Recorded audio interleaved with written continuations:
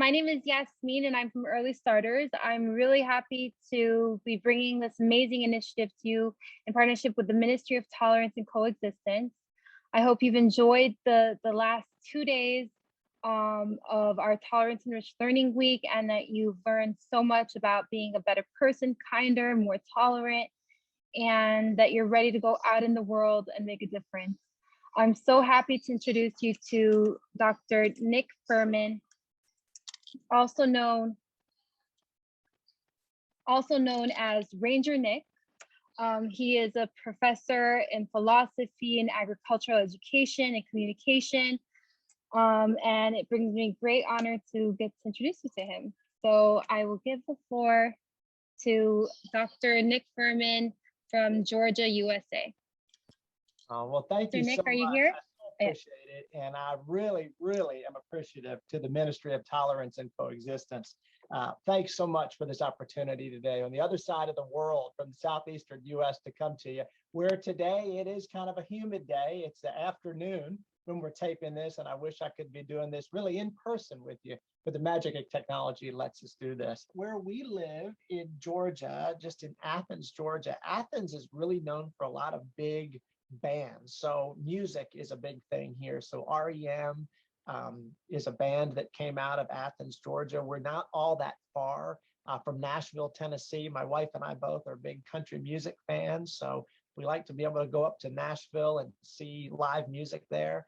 Over the years, I've become friends with some country music singers that are in higher places than I am. And it's nice to kind of have these acquaintances who are somewhat, famous or whatever. And it's kind of neat.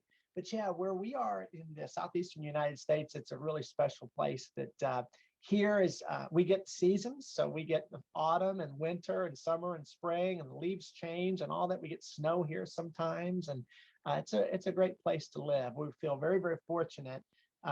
We have two little children. I have a 4-year-old little boy and a 2-year-old little girl. And my wife and I have them and around all our animals, and they seem to love that. And it's a great place to be. We have some good schools here, and yeah, so it's a good place. It's about 11 hours south of Maryland, where I'm originally from, but I've lived here for 13 years. And so this is home for me now. Let me go ahead and share my screen with you, and we'll bring everything up and spend some time together today. I want to talk about something that all of us has experience with, and that's some kind of a great teacher. I'm going to ask you to think about that person in a couple of minutes and think about some facts, some things that they did in a classroom environment with you that were so special. But I want to take you down a path to learn a little bit about me today first. We're going to spend some time talking about the one thing that I think all great teachers do. And by the time we're done together today, you'll see that it's actually several things that a great teacher does, a great mentor does. And I think this is relevant for the parents, the students, the teachers out there, anybody that is interacting with others. You'll hear me say today, and I'll echo that right now, just because you don't have the title of educator doesn't mean that you're not a teacher. We're all teachers. And I think this message today is going to be relevant for you. And I hope it's going to be something that makes you smile and that makes you go, I can make a difference out there. I want to take you back to a little town where I grew up. It's called Perry Hall, Maryland, in the northeastern part of the United States. And Maryland is a pretty small state. Here I am on the left there at about 14 years old, holding a great horned owl. And there I am on the right, not the same owl, but the same species, very recently holding a great horned owl. I use animals in teaching a lot in my job at the University of Georgia. And I had an experience with a great educator many years ago. In fact, when I was 7 years old, that really set me on a path to where I am today. Here's what happened. On this particular day in Mrs. Trinko's class, that was when I was 7 years old, my second grade teacher's class. On this particular day, Ms. Trinko told us that we were having a guest speaker coming to our classroom.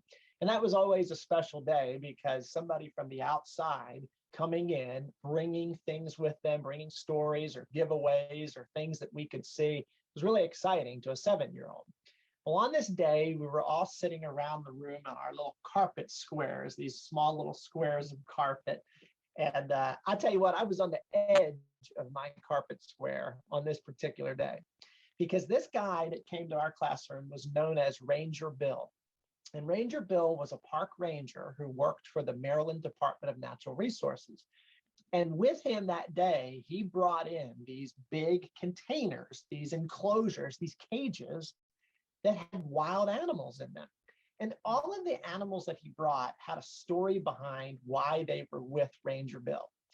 And Ranger Bill came in and he took out each one of these animals one at a time. And he used these animals as an ambassador of a message that he was sharing with us.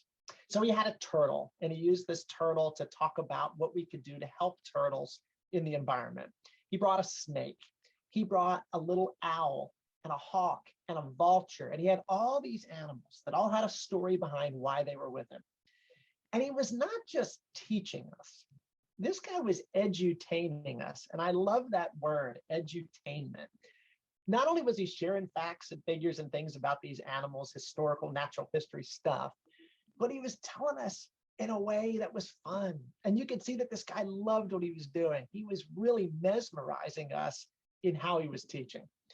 He was there for less than an hour, took these animals out, then left.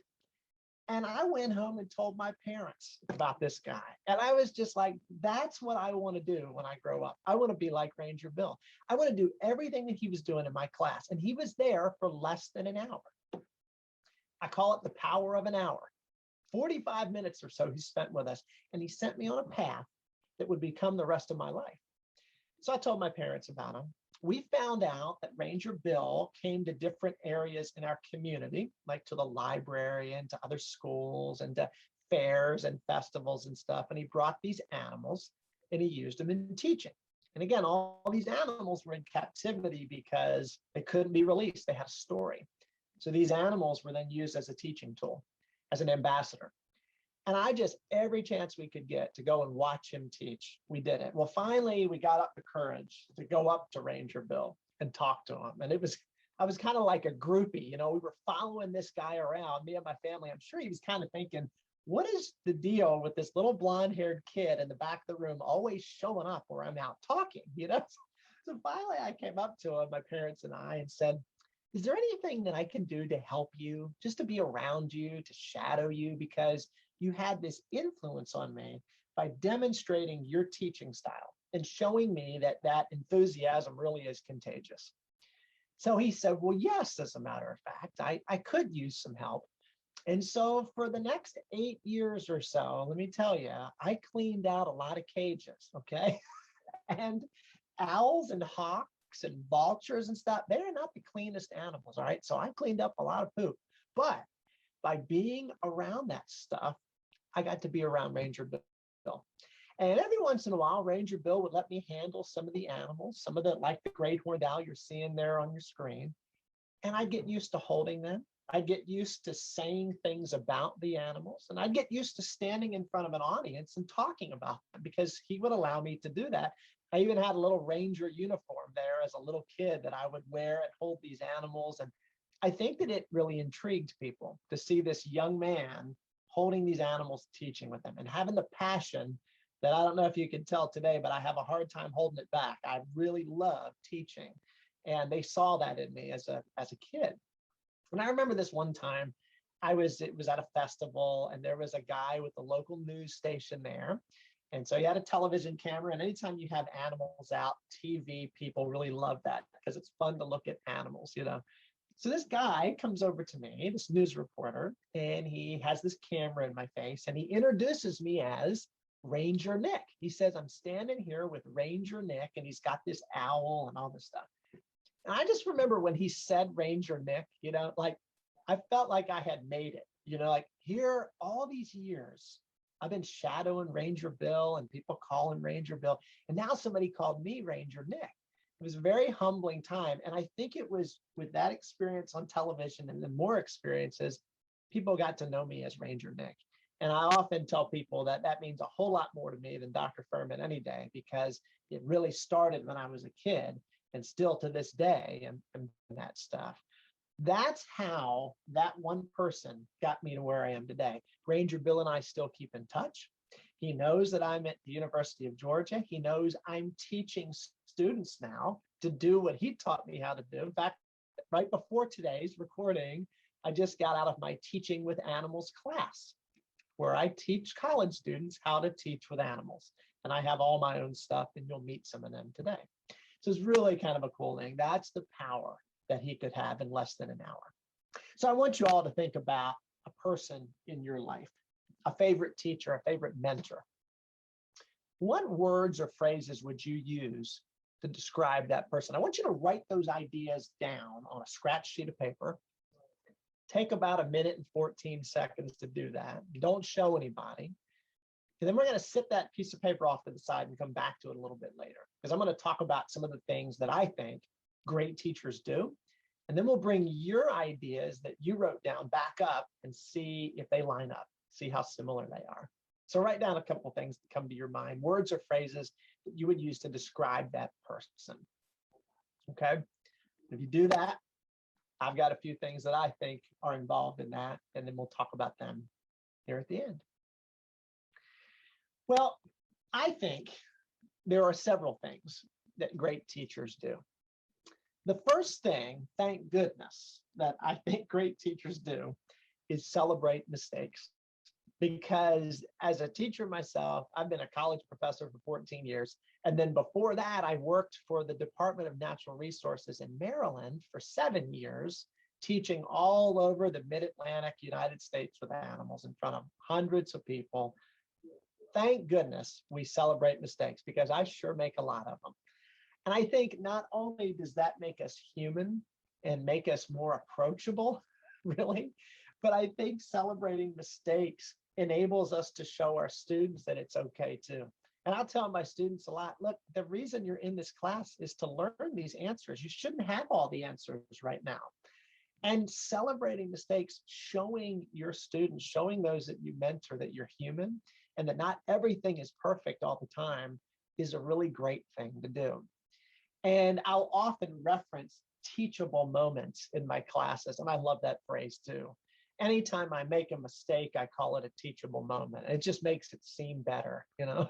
So next time you make a mistake, just call it a teachable moment. As long as you reflect on what just happened and what did we learn from this mistake, we're okay. Well, I was talking about that class that I just came from a little while ago called Teaching with Animals.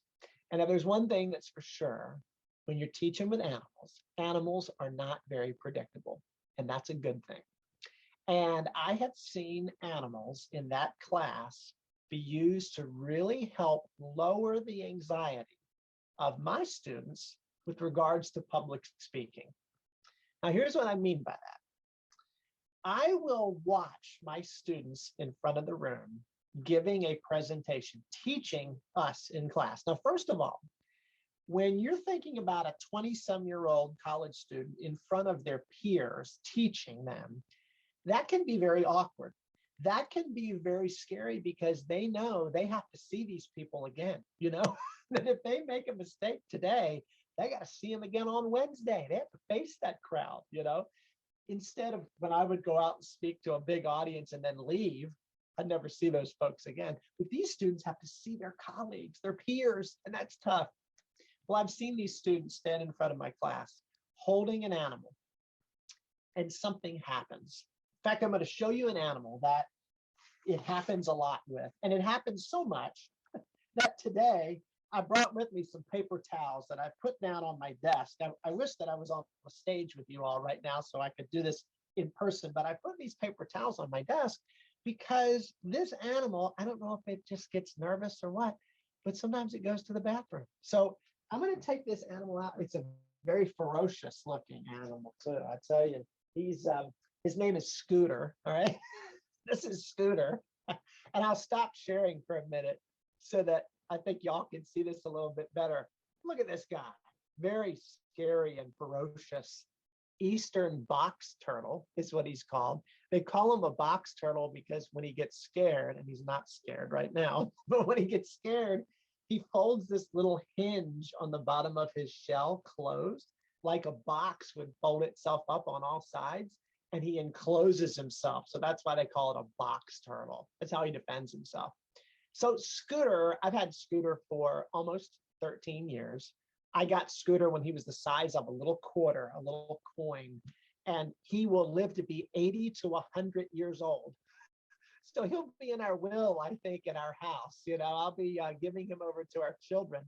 But Scooter is a really great teaching tool because when my students are holding Scooter and they're talking about Scooter or something that Scooter is related to in an analogy or story, Scooter will be sitting there just like he is today, and then Scooter will pee. Okay, turtles do that kind of stuff. He goes to the bathroom. All right. Well, my students, I videotape my students when they're teaching. I ask my students to go back and watch themselves in the video when they're teaching. And it's very awkward, but it's very eye-opening to them to see themselves and the things they say and do when they're teaching. Well, I've said to my students before, if they're holding Scooter and he happens to pee, okay, I'll say to them, watch from the minute he pees forward. You become such a better teacher. They relax, they laugh a little bit. Hey, that happened. They can't change it. Everybody in the class laughs a little bit and they keep going. They become so much more conversational, so much more relaxed, so much more engaging. I say all this not to tell you to go out and get a turtle or some animal and hope that it goes to the bathroom while you're holding it in front of an audience. That's not what I'm saying. What I'm saying is those unplanned moments. We have a choice, and I am going to put you back in case you do something. The IT people do not like the stories that I have about what lands on my keyboard at my desk. Okay, so I'm going to put you back because that is such a moment where we capitalize on that teachable moment. That turtle did that. Well, what are we going to do? We can stop and acknowledge it, and then we can move forward. And that's just what my students will do. I'm going to go back to sharing again here and show you here this power of sharing and celebrating mistakes, but teachable moments. One thing I'll say about that, for all of you out there that might experience a little anxiety about speaking, we all do. It's because we care about what we're saying, right? We want to do a good job. If you would like to guarantee yourself a teachable moment as part of your teaching, as part of your presentation, don't be afraid to plant one. Don't be afraid to hide something in the room outside where you're teaching that all of a sudden you find with your audience. I've done that many times where we will find a snake's shed, a snake's skin, or something when we're outside that I put there that we magically find with the class and incorporate it into our teaching. That's the magic of teaching. You can do that within reason. You can do anything you want to. And I think that's something I try to remind teachers about is that room, that environment is yours. Get into that and share your passion in whatever way you can. Great teachers celebrate mistakes. And I hope if you don't make a mistake, I hope that if a mistake comes your way, that you celebrate it, that you acknowledge it and say, you know what, that happened, let's keep going.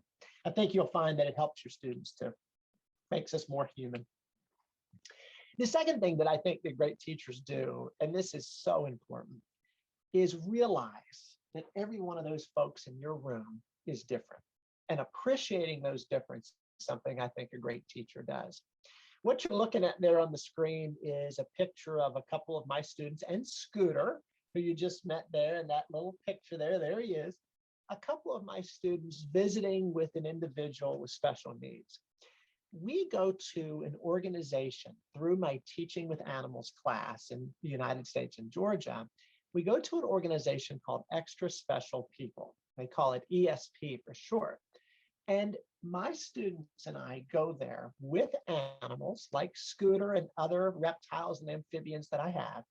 And we bring them there, and my college students teach those young people who have special needs.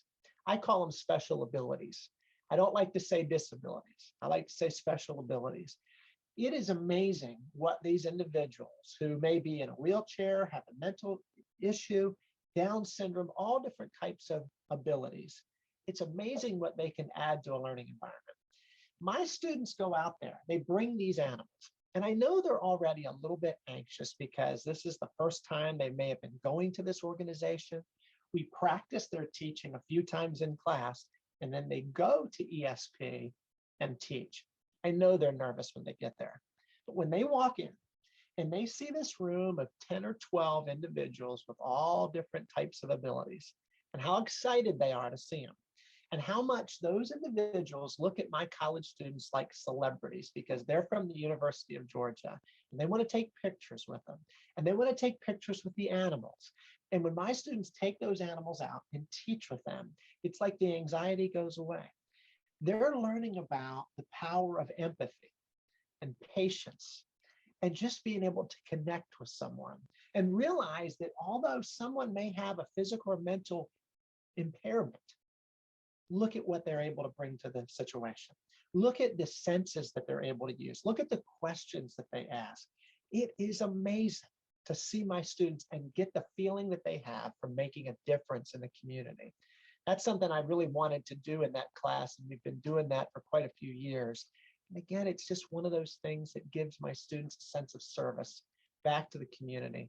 They really appreciate the differences that those individuals bring to the situation. And they appreciate the differences that each other bring in their teaching teams. Some of their colleagues that they're teaching with might be more anxious than others, and they can support one another before they go out there to teach. If something goes wrong, they can celebrate and support one another and help them through it, adding transitions and making sure it flows. It's the coolest thing. It's one of, I tell people a lot when folks ask me, what is something that you are so thankful you've done as your job as a professor? I say, number one is what I do at Extra Special People, going over there and working with those individuals. And that's great. I encourage you to find a group near you that has a special cause and connect your students, connect your kids with that group. I think you're going to be amazed that when you ask the question, hey, would you all like some help? Could I bring my students here? It's amazing how open these organizations are to that, to getting that help. Forever grateful to Extra Special People. Really, really a great place. Super happy place. And to see the way those students light up over those animals. I really believe that those animals like Scooter and others, I believe that they know what they're doing. I believe the animals know that they're making a difference with these audiences, and I think it helps them. I really do. I really think that. So great teachers appreciate differences. Something else a great teacher does, and this takes quite a bit of time, can take time, is relay feedback. We're in a time now where it is so easy to complain about something.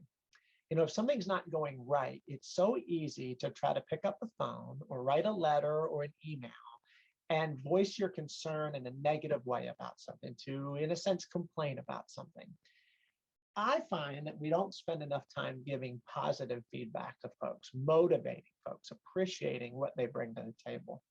And a lot of folks that teach, of course, know that to do it well involves doing a good job with grading. Grading is probably half of what I do as a teacher, and it's not something that is very visible because we're doing it at night, we're doing it on the weekends. Grading takes up a lot of time, or I guess I should say should take up time. I enjoy grading. I always tell my colleagues, I say, I can't complain about grading because I'm the one that assigned it to them. So if I'm going to complain, I shouldn't have assigned it. I knew I had to grade it, you know? So I love grading because it tells me how I'm doing. It tells me where they are with things. And if there's folks that aren't understanding a concept, that's my fault. And I'm able to see that on those assignments, and I'm able to address that in an upcoming class. Well, I have some friends that teach college, different parts of the United States, and sometimes they'll get on me, you know, they'll kind of say, oh, Nick, you know, so I know you like grading and all that, but they hear about me using stamps on some of the assignments that I give to my students. And it is true. In fact, right here at my desk today, here's a little turtle stamp that just this weekend I was stamping on student assignments. These are college students, yes, but my friends will say, Nick, come on. Why in the world are you stamping assignments? You know why? Like this one, I'd put a turtle on there and I would write excellent work. You know, just something goofy. And I'm laughing when I'm writing it. I do that. If you get a 90% or above in my classes, you get a stamp. I started this when I was a teaching assistant, when I was a grad student at the University of Florida in the US. And I had this big class. And in this class, a lot of athletes took the class, and including a lot of football players. And I remember in this class on the front row in this big lecture hall, there were a lot of football players that would sit down in the front.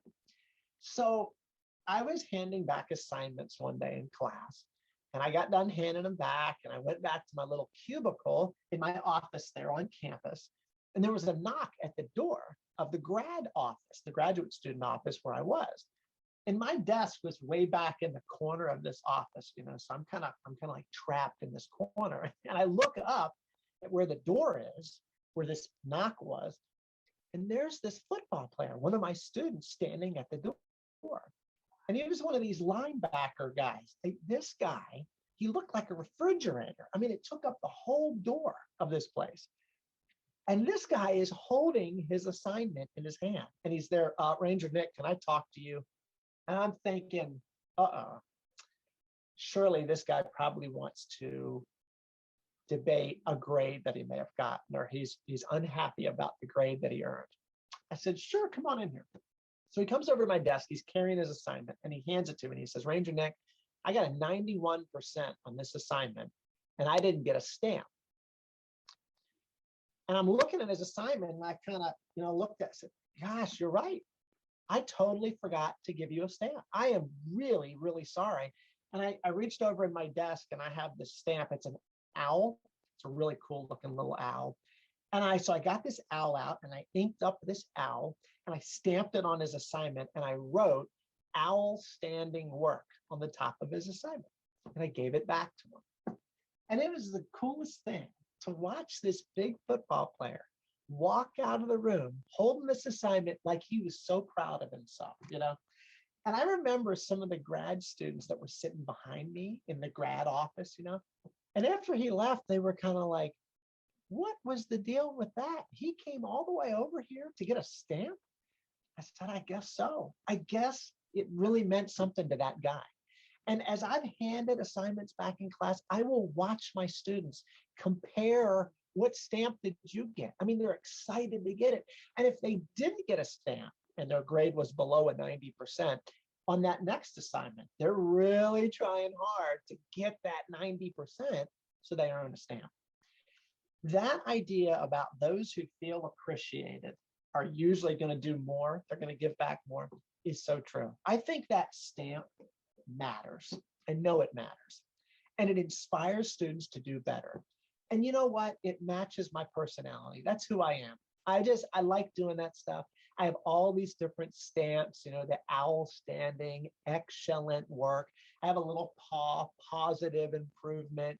I have a leaf, unbelievable. There's all these different things that I'll say in my little comments that just get students excited. And that's really cool. So as you're thinking about grading, or as you're thinking about giving feedback, remember that sometimes it means a lot to somebody to tell them that you're proud of them, or you did a good job, or I noticed you did something that really stood out to me. And I wanted you to see that I noticed, and that matters. It is so amazing how contagious that is. And so I encourage you to think about relaying feedback. It's another thing great teachers do. So that's 3. Here's the last thing. The last thing I think a great teacher does, and this can be tough because teaching can be so personal. Teaching can reflect our personality, our style, how we talk, how we interact with each other, our energy level, our ability to hold a conversation, to move an audience from awareness to action. That kind of stuff, it's tough. And when you're evaluating yourself, you have to be open to criticism. You have to listen to it. You have to notice it in the body language of the audience or in the comments that maybe your students are giving you back on I call it a mid-semester reality check. I'll give my students a couple of questions to respond to, kind of like a stop, start, continue kind of thing.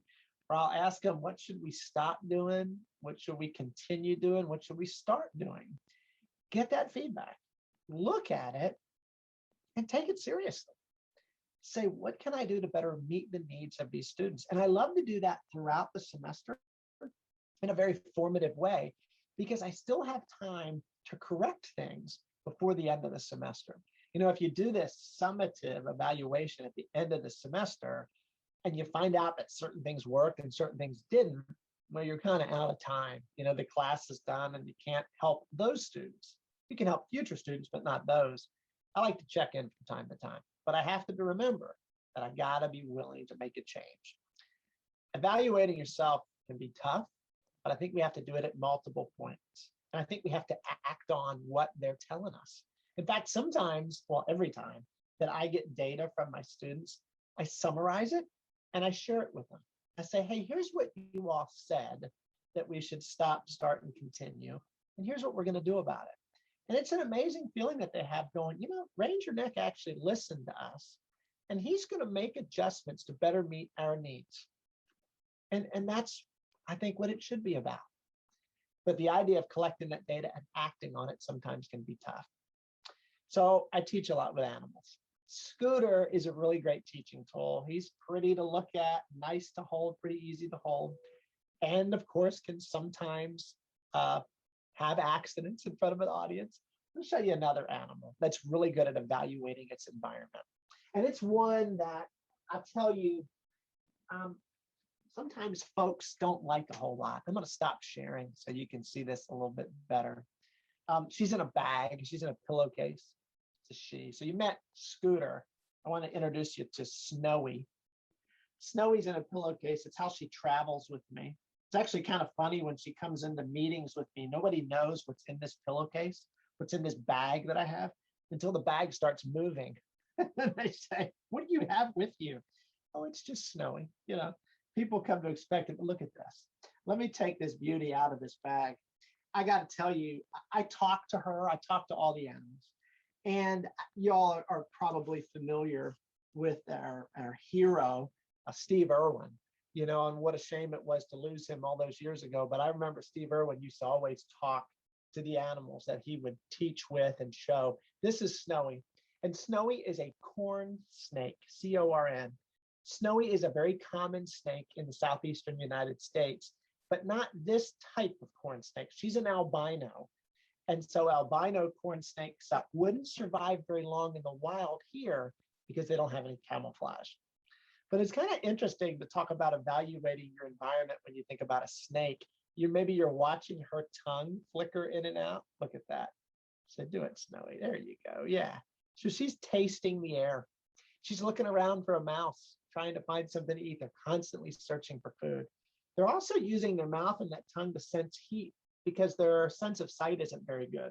So they're evaluating their environment. They're evaluating their environment for danger, for food, for places that they can hide, for elements of their habitat that will help them. That's pretty cool. Snake is a lot like a great teacher in that they're constantly evaluating and constantly acting on what they find. So that's pretty cool. I have a little graphic up on the slide there that you might be wondering, what in the world is that? Well, that is a picture of two snake tails, because I always think it's funny. People will ask me, they'll say, so Ranger Nick, and I'm going to reshare my slide here in just a second, but Ranger Nick, you talk about non-venomous snakes, and thank goodness I only handle non-venomous ones, not venomous. But how do you tell the difference between a venomous and a non-venomous snake? I said, well, it's actually kind of funny. The ways that scientists will tell us that you can tell, and they're true, but it's just kind of risky. Listen to this. So they say one way you can tell venomous versus non-venomous, look at the shape of their head. A non-venomous snake's head is an oval shape, kind of like your thumb, and a venomous snake's head is triangular shaped because of the venom glands. You got to get kind of close to a snake to tell what shape head they have, right? It's kind of risky. So I said, okay, don't do that. Don't do that. Then you read on in some of these manuscripts and they say, well, okay, look at the shape of their eyes. That's another indicator. The shape of their eyes. A non-venomous snake's pupils are round and a venomous snake's pupils are vertical slits. So they say, like a cat's eye. How close do you have to get to tell what shape eyes they have? I mean, can you imagine? By that time it bit you on the nose, and she's a sweetheart, she won't, but yeah, kind of risky. The third way is what, and I'll share my screen now so y'all can see of what's on the slide. This right here is the bottom of a venomous snake's tail. From where they go to the bathroom, all kids want to know, where does a snake go to the bathroom? It goes right there. And it's all together, all right? It's not separate. Everything is together. It's a real mess. Right there, from right there to the end, if it looks like boards on a boardwalk, that's venomous. If it looks like a zipper from the vent, it's called, where they go to the bathroom, to the bottom, that's non-venomous. So Snowy has that, but think about it. Can you imagine a couple of kids going outside, finding a snake, flipping it upside down to look around its butt to see what type of scales it has? Of course, the snake's not going to be happy. So I say all that to say, if you see a snake, just leave it alone. Just say, hey, thanks for doing what you're doing. You're eating those mice. You're helping farmers out. Keep doing your thing and just leave them alone. I think that's such an important point to make. And Snowy is a wonderful ambassador. I got to tell you, I've had Snowy for about 15 years. I don't know how old she is. I got her when she was this size, full grown. She may be 20, she may be 25 years old. That is extremely old for a corn snake. And I am forever grateful that she is still kicking and doing a wonderful job with us. She's very safe with us at home. And there are so many people that get to see and touch her that she's making a real difference. And she's being a real star there. That's kind of cool. I'm going to put Snowy back. And while I do, I want you to pull that piece of paper back out. That you wrote those ideas down for what makes that favorite teacher of yours. Okay? What do you think about what you wrote there? Favorite teacher, what things did they do? Their characteristics, what made them their favorite? I'm just imagining as I tie this bag into a knot, and I make sure that I don't tie Snowy in a knot. I'm just imagining that you probably didn't write down that that person was the smartest person in the world, knew everything there was to know about their subject. I'm imagining that you probably didn't write down they had any expertise in really any content knowledge, believe it or not. When I asked that question, what's so amazing to me is that time and time again, folks are not noting the knowledge of that teacher. They're noting other things. To me, we've talked today about the power of an educator celebrating mistakes, appreciating differences, relaying feedback, and evaluating themselves. I imagine something that you wrote down had something to do with that person caring. And I think that that's the real take home from today. It's not about what you know. You have to know some foundational things, but it's not about knowing everything there is to know about your subject area. It's knowing what you know and what you don't know, but it's knowing how to connect with that audience, with that student. And I think today, more so than ever, we're dealing with learning in a completely different way. We're dealing with online learning. We're dealing with a lot of psychological issues with students because of loneliness, because of separation. And we need to ask the question, how are you doing? And mean it. And really care about how they're doing. And be willing to act on if they're not doing so well. I know here in the United States and students I've already had some students that are really struggling mentally with some issues. And I'm so thankful they've come to me and talked to me about that so that I can help them and show that I care. I think that is the real secret to great teaching. You know, there's a famous lady here in the United States. I know she's known around the world. Maya Angelou has this quote that I just think is so special. You know, she says, I've learned that people are going to forget the things you've said. They're going to forget the things you did, but they won't forget how you made them feel. And I think that that's something that I hope you walk away with this today and say, yeah, I'm going to do something a little bit different. I'm going to do something like Ranger Bill did for Ranger Nick all those years ago to make a connection, take a chance, care about somebody, mentor somebody. And you sometimes won't know immediately that you've made a difference, but I hope it comes back full circle for you. And I hope that you'll keep in touch. I hope you shoot me an email and let me know how you're doing, that you watch this. I'm so thankful for you watching. So thankful for this invitation. I hope it's made you smile, and I hope it's made you think twice about what you're doing and the difference you can make. So thanks so much for listening to me today. It's such an honor to visit with y'all all these miles away. Thank you so much, Nick. You definitely put a smile on my face, and I'm so grateful for your presence today. I hope everybody benefited from this, and we all can teach somebody something. We can all make someone happy. So reach out, be kinder, be someone's friend, and you'll make a big difference and impact in everyone's life. So thank you so much